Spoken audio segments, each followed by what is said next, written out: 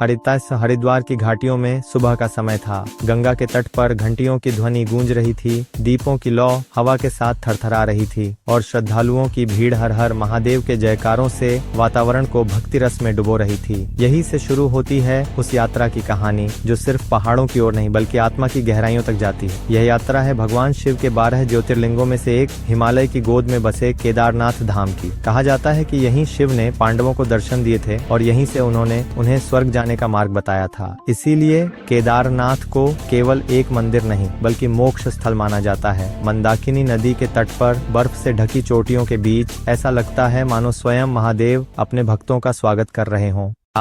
Haridwar bus stand पर खड़े होकर जब सोनप्रयाग की बस में बैठते हैं तो मन में एक अजीब उत्साह होता है। सड़कें घुमावदार हैं, दोनों ओर ऊंचे ऊंचे देवदार के पेड़ और बीच बीच में बहती नदियां। 230 किलोमीटर का यह सफर आसान नहीं, लेकिन हर मोड़ पर प्रकृति के नए रूप का दर्शन कराता है।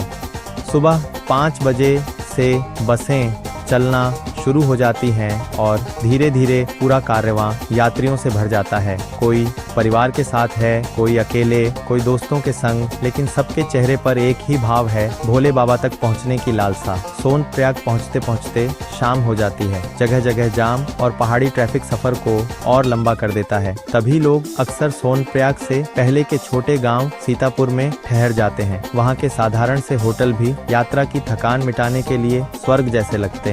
भीड़ के मौसम में रेट आसमान छूते हैं। डॉर्मेट्री में जहां 300 से 600 तक ठहर सकते हैं, वहीं होटल कमरे मई जून में हजारों तक पहुंच जाते हैं। अगली सुबह असली यात्रा का आरंभ होता है। सोनप्रयाग से आगे बढ़ने से पहले यात्री रजिस्ट्रेशन होता है। लंबी कतारों में खड़े भक्त अपनी बारी का इंतजार करते हैं। पंजीकरण की मुहर लगने के बाद टैक्सियों से गौरीकुंड तक जाना होता है। केवल 5 किलोमीटर का यह सफर लेकिन बेहद खास है, क्योंकि यहीं से बाबा की नगरी की असली चढ़ाई शुरू होती है। गौरीकुंड नाम सुनते ही मन श्रद्धा से भर उठता है। यहाँ एक पवित्र गर्म जल कुंड है जहाँ श्रद्धालु स्नान करके अपनी यात्रा आरंभ करते हैं। इसी स्थान पर माता पार्वती का मंदिर है, जिसे देखकर लगता है जैसे स्वयं गौरी माँ हर यात्री को आशीर्वाद दे रही हो। कुछ ही कदम चलने पर एक विशाल द्वार मिलता है। यही वह प्रवेश द्वार है जहाँ से केदारनाथ धाम की ट्रैकिंग शुरू होती है।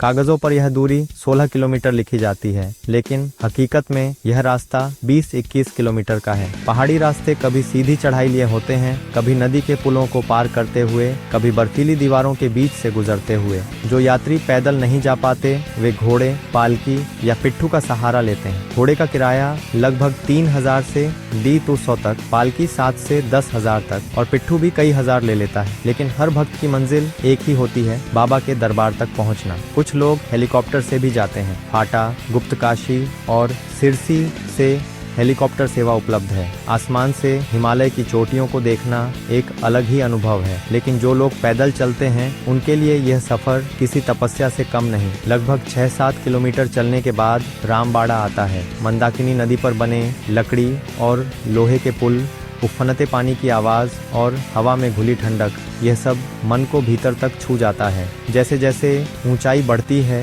सांसें तेज चलने लगती हैं, लेकिन मन का उत्साह कदमों को आगे बढ़ाता है। हर मोड़ पर हर हर महादेव के जयकारे गूंजते हैं। यात्रा लंबी है, 8 से 10 घंटे की। रास्ते में छोटे छोटे ढाबे हैं जहां गर्मा गर्म चाय, मैगी या राजमा चावल यात्री की थकान मिटाते हैं, पर असली ऊर्जा तो बाबा के नाम से मिलती है। अंततः जब रुद्रा पॉइंट पर पहुंचते हैं तो लगता है मंजिल अब दूर नहीं। यहां से केवल 1.5 किलोमीटर की दूरी पर मंदिर है। घोड़े पालकी वाले भी यहीं तक यात्रियों को छोड़ देते हैं। अब सामने बर्फ से ढकी चोटियों के बीच धुंध में लिपटा दिव्य आभा से चमकता केदारनाथ मंदिर नजर आता है।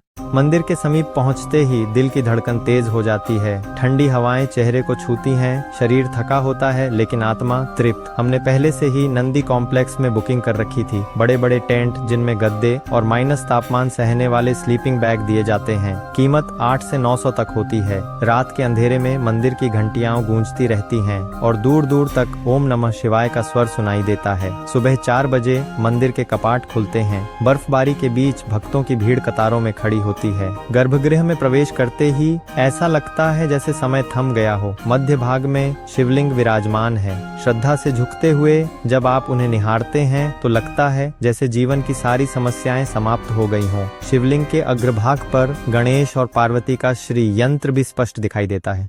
मंदिर के पीछे एक विशाल शिला है जिसे भीमशिला कहते हैं। 2013 की भीषण आपदा में जब सब कुछ बह गया था तभी इस शिला ने मंदिर को बचाया। इसे देखकर विश्वास और भी गहरा हो जाता है कि वास्तव में बाबा स्वयं अपने घर की रक्षा करते हैं। मंदिर से थोड़ी दूरी पर आदि शंकराचार्य की भव्य प्रतिमा है जो इस भूमि की आध्यात्मिक शक्ति की याद दिलाती है। यहाँ से 10 मिनट की दूरी पर रेतस कुंड मंदिर है जहाँ पानी से बुलबुले उठते हैं। भक्त मानते हैं कि यह भोले बाबा की उपस्थिति का संकेत है। सबसे ऊंचाई पर स्थित है काल भैरव मंदिर। कहते हैं कि जब तक यात्री भैरवनाथ के दर्शन नहीं करते तब तक यात्रा अधूरी रहती है। जब केदारनाथ के कपाट बंद हो जाते हैं तब पूरी घाटी और मंदिर की रक्षा भैरवनाथ करते हैं। मंदिर से 20 मिनट की चढ़ाई के बाद यह दिव्य स्थल मिलता है जहां से पूरी घाटी का अद्भुत दृश्य दिखाई देता है।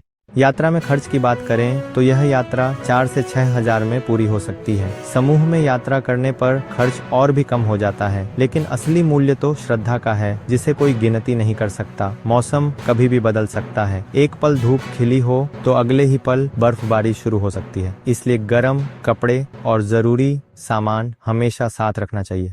वापसी का सफर भी उतना ही खास है। गौरीकुंड लौटने में 6 से 7 घंटे लगते हैं, लेकिन हर कदम पर मन यही सोचता है कि इस बार तो दर्शन हो गए, लेकिन अगली बार फिर बुलावा आएगा। केदारनाथ की यह यात्रा सिर्फ पहाड़ों का सफर नहीं बल्कि आत्मा की यात्रा है। यहाँ पहुंचकर लगता है मानो आप स्वयं भगवान शिव के सामने खड़े हैं। मंदाकिनी की गूंज, बर्फीली चोटियाँ, मंदिर की घंटियाँ और ओम नमः शिवाय का स्वर सब मिलकर एक ऐसी अनुभूति देते हैं जिसे शब्दों में बांधना असंभव है।